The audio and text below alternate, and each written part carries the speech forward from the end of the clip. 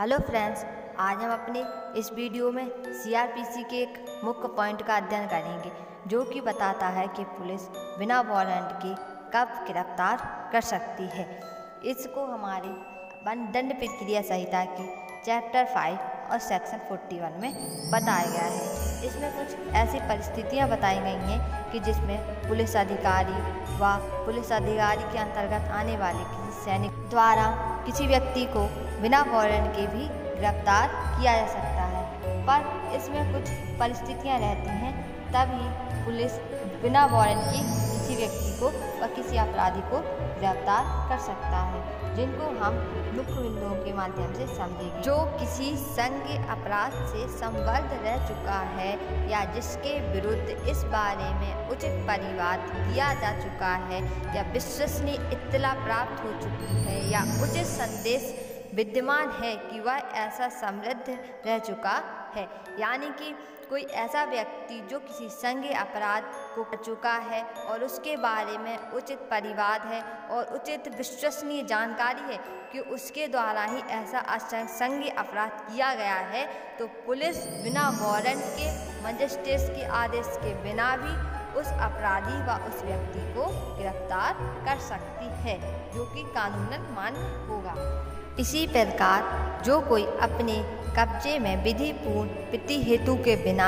जिस प्रति हेतु को साबित करने का भार ऐसे व्यक्ति पर होगा गृह भेदन का कोई उपकरण रखता हो, यानी कि किसी व्यक्ति द्वारा अपने पास कोई ऐसा सामान जो अपराध करने में उपयोग लाया जा सकता है या जिससे किसी अपराध को अंजाम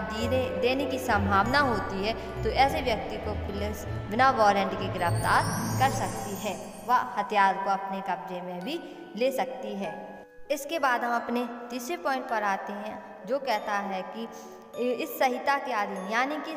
आईपीसी या सीआरपीसी के अधीन दंडनीय बताया गया हो या अपराधी घोषित किया जा चुका हो और राज्य सरकार के आदेश द्वारा अपराधी घोषित किया जा चुका हो, तो या पहले से ही उसके खिलाफ कोई आपराधिक घोषणा की गई हो, तो पुलिस उसे भी बिना वारंट के गिरफ्तार कर सकती है। इसके बाद आते हैं हम अपने 4 पॉइंट पर, जिसके जो कहता है कि जिसके कब्जे में कोई ऐसी संपत्ति पाई जाती है जिसको चुराई हुई संपत्ति होने का उचित रूप से संदेह किया जा सकता है और जिस पर ऐसी चीज के बारे में अपराध करने का उचित रूप से संदेह किया जा सकता है, यानी कि ऐसे व्यक्ति जिसके पास कोई चुराई हुई संपत्ति मिलती है तो पुलिस अधिकारी द्वारा उसको गिरफ्तार किया जा सकता है, यानी कि जो कोई व्यक्ति किसी अन्य देश से कोई संपत्ति को चुरा कर लाता है तो पुलिस बिना वारंट के भी उसे गिरफ्तार कर सकती है। इसी प्रकार जो पुलिस अधिकारी को उस समय बाधा पहुंचाता है जब वह अपना कर्तव्य कर रहा है या जो विधिपूर्ण अभिरक्षा से निकल भागा है या निकल भागने का प्रयत्न करता है, तो भी पुलिस अधिकारी उसे बिना वारंट के गिरफ्तार कर सकता है। अब हम अपने आते हैं 6वें पॉइंट पर। 6वें पॉइंट में बताया गया है जो छोड़ा गया सिद्ध दोष होते हुए धारा 356 की उपधारा 5 के अधीन बनाए गए किसी नियम को भंग करता है, तो पुलिस या पुलिस अधिकारी द्वारा उसे बिना अरेस्ट वारंट के या गिरफ्तार किया जा सकता है, यानी कि यदि किसी व्यक्ति को पुलिस द्वारा गिरफ्तार किया गया है और उसने संज्ञेय अपराध किया था और फिर उसकी सज़ा पूरी हो जाने पर उसे छोड़ दिया जाता है, तो पुलिस जिस तारीख से उसे छोड़ती है तो उस धारा 356 के अनुसार धारा 356 की उपधारा 5 के अनुसार उसको ऐसा निर्देश दिया जाता है कि वह 5 साल तक अपने ठौर ठिकाने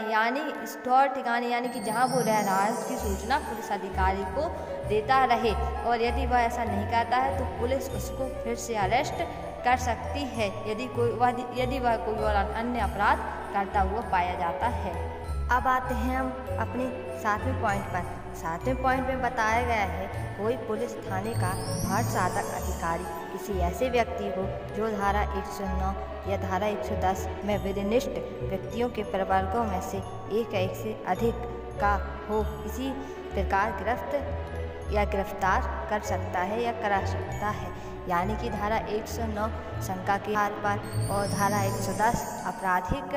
षड्यंत्र के आधार पर या लोक शांति भंग करने के आधार पर भी पुलिस अधिकारी इनको गिरफ्तार कर सकती है, वो भी बिना वारंट के, परंतु सत्य जानकारी व सही सूचना के आधार पर ही उन्हें वह बिना वारंट के गिरफ्तार कर सकती है। हमारी CRPC के चैप्टर 5 सेक्शन 41 की कुछ